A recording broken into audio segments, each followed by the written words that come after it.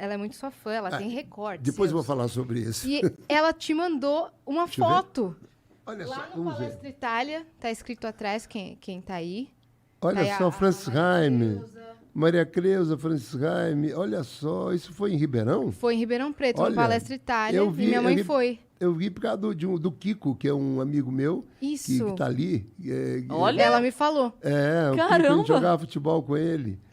Ribeirão, olha só. Isso mesmo. Bom, então, agora, vamos ver o lado negativo. Não é esse, não. Eu tenho um passado sou um dos poucos artistas da música brasileira que tem um lado infantil, que tem uma geração que está seguindo minha música mais que qualquer outro artista assim que não teve esse caminho infantil, né?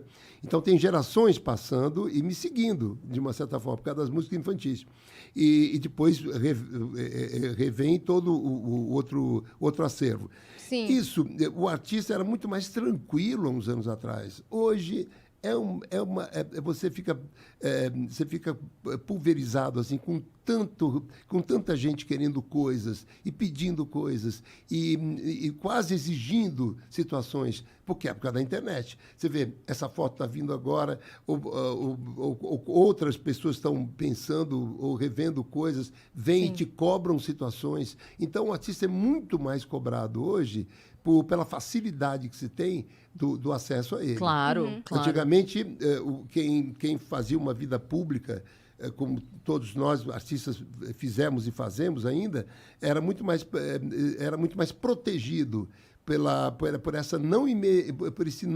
essa não rapidez de comunicação. Sim, com certeza. Então, hoje, esse lado é complicado. E algumas pessoas até tiveram dificuldades na adaptação. Eu não sei se você soube quando a Xuxa entrou no Twitter, que deu até um problema lá, que daí ela saiu, porque eu imagino que seja uma pessoa que desde muito nova foi poupada de muita coisa, né? Porque ela vivia Com cercada certeza. da assessora, da produção, enfim, da assessoria de imprensa e tudo. Ficava no hotel sozinha, então não podia sair do quarto. E a partir do momento que existe um filtro muito grande à sua volta, só chega pra você o elogio, né? Exatamente. A crítica para na tua produção e a produção resolve o problema. Exatamente. E aí você imagina uma garota que nasceu pro mundo, né? Porque ela é muito jovem quando começou a trabalhar. E aí, depois de, sei lá, 40 anos lidando com essa realidade, ela ser exposta a um monte de gente falando o que bem entendia. Exatamente. E aí foi o momento em que ela teve um momento de sair e depois voltar. Porque ela teve um choque.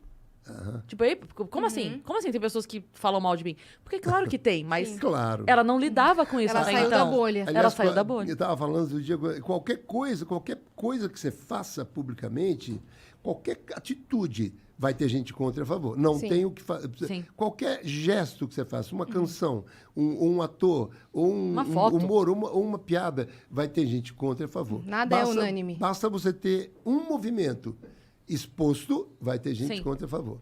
E olha, e as coisas são muito agressivas. Porque você abre uma janela e você fica exposto a pessoas imbecis, a pessoas grossas, pessoas educadas, pessoas sensíveis ou não. Então, tudo ali, você fica com a cara na janela para levar ovada. Sim. Eu não te imagino sofrendo esse hate. Você tem bastante comentário negativo? Não, gozado, felizmente não. Tive umas confusões aí, uma época porque existe o Brasil, tá um extremo muito grande. Uma polarização. Uma polarização muito grande, né? Então, teve um equívoco banal quando o Moro foi escolhido. Eu fui a favor da escolha dele, porque era uma unanimidade meio brasileira na época, o Moro, mas simplesmente por uma possibilidade de ser uma saída para não corrupção. Mas quando eles escolheram o Moro, eu elogiei só a escolha do Moro. Nossa, mãe, o que teve de pessoas contra isso, que é um absurdo, porque você pode ter uma opinião a favor a um ministro escolhido, né? E nem isso a gente pode ter. Então, foi o único momento assim que teve um radicalismo que logo depois acabou, porque eu não sou realmente ligado à política dessa maneira, e mesmo se eu fosse Se eu tivesse uma posição hoje definida, eu não falaria, porque é um absurdo. O Brasil hoje é proibido uma pessoa pública ter qualquer posição que seja, ou de centro, ou de esquerda, ou de direita. É proibido, né? E é engraçado como isso acabou se estendendo para outras áreas que hoje você não pode... Não. As pessoas não podem simplesmente discordar, elas têm que brigar. Elas não podem... As pessoas não se permitem não ter uma opinião sobre um assunto. Eu vou ser um pouco mais clara no que eu vou dizer. É porque, assim, às vezes eu só não gosto de alguma coisa. Entende? É tipo assim, o Flamengo só não é o meu bicho preferido. Ah, mas você gosta? Gosto. Mas eu gosto de leões, eu gosto do bicho leão. Mas o Flamengo... Não... Tá ok, eu acho... Não pode. Não pode. Ou você ama, exatamente. ou você é uma militante dos Flamingos, exatamente. ou você odeia. Eu acho que o Brasil deixou escancarado o quanto não existe democracia aqui. O quanto não estamos preparados para a verdadeira democracia. Porque a democracia não é isso. A democracia tem que aceitar a opinião do outro, tem que ouvir, tem que conviver com uma opinião diversa. Até porque tem que conversar. Isso é democracia. Esse é o conceito, né? Esse é o conceito de democracia. Essa liberdade de escolha. Total. O Brasil não tem. Então, você vê, esse conceito de democracia brasileira é uma hipocrisia enorme, né?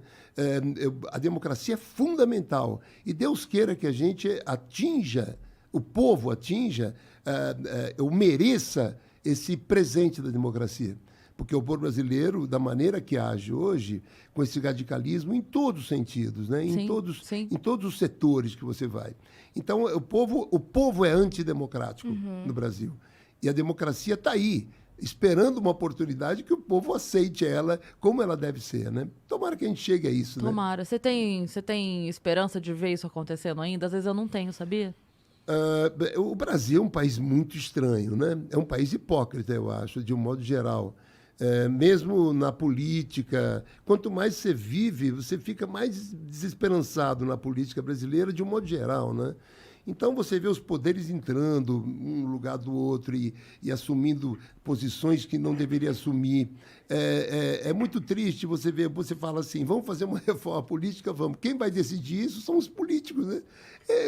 A gente Que reforma é essa? É o cara que vota o aumento do próprio salário, que vota o próprio benefício, isso né? É absurdo. O país é um absurdo isso. Então, quem devia escolher essa reforma política num plebiscito seria o povo, né?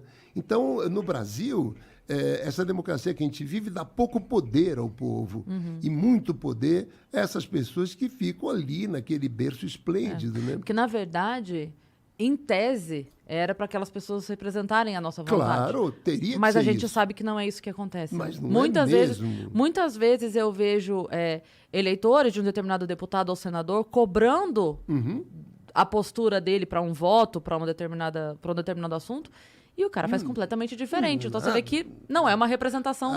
Existe muita mentira, por exemplo, numa campanha de um deputado e tal, o que ele promete, depois acabou de ser eleito, ele vira as costas e pensa realmente nele. Isso é uma cultura brasileira, né? É a cultura do político brasileiro. Então, a gente vai ter que mudar muita coisa. Quando você fala sou desesperançosa, você tem toda a razão para ser. O sistema já é corrompido. O sistema é corrompido. Nós estamos à mercê de... Tem pessoas direitas, é claro, em todos os setores, mas tem crápulas, né, comandando esse país. Então, é isso. Eu tenho um pouco de esperança exatamente por estarmos vivendo nessa polarização. Eu acho que essa polarização teria que acontecer, de qualquer maneira. Então, agora nós estamos numa efervescência de coisas que estão claras, os equívocos, né? Os equívocos estão claros. Depende um pouco da gente agora, da gente nesses próximos anos, quem sabe nessa eleição próxima, ou a outra ainda, estarmos mais bem paralelos assim, a uma democracia melhor que a gente possa conseguir. Mas isso depende da atitude do povo. Sim. Então, e tem que mudar certas leis da Constituição. Eu acho que a Constituição protege ainda muitos bandidos, né? Então, e eles se protegem, né? Claro que se protege. Eles votam as leis protegendo eles mesmos. Sim. Ou possíveis equívocos, né, que eles venham a cometer. E como, é triste. Como é muito difícil alguém chegar limpo lá em cima, Então, todos que estão lá em cima entram em acordos que a gente não faz ideia, né? Porque aí eu te protejo. Dá, Porque mas eu sei que você isso- tem o rabo preso lá, mas eu tenho o rabo preso aqui. Então, se eu votar em Essa- você pra te livrar daquilo lá, você vota pra me livrar disso aqui. Essa é a cultura brasileira, essa é uma coisa que... esse seu pessimismo é um pouco baseado nisso que você acabou de falar. Isso dá uma certa tristeza mesmo, né, com o brasileiro, Sim. né? Com o brasileiro mais consciente, né? Porque tem gente que ainda, sei lá, acredita e tal, mas é triste, mudar isso tudo é muito difícil. Teria que ter uma mudança drástica, ou com alguém que tivesse coragem de fazer isso, né? Quem sabe futuramente uma terceira linha, uma terceira tendência. Não vejo muitas perspectivas novas aí, não. Então, nós vamos ter que viver uns bons anos ainda com esse pessimismo. Sim, infelizmente, né? Infelizmente. Então...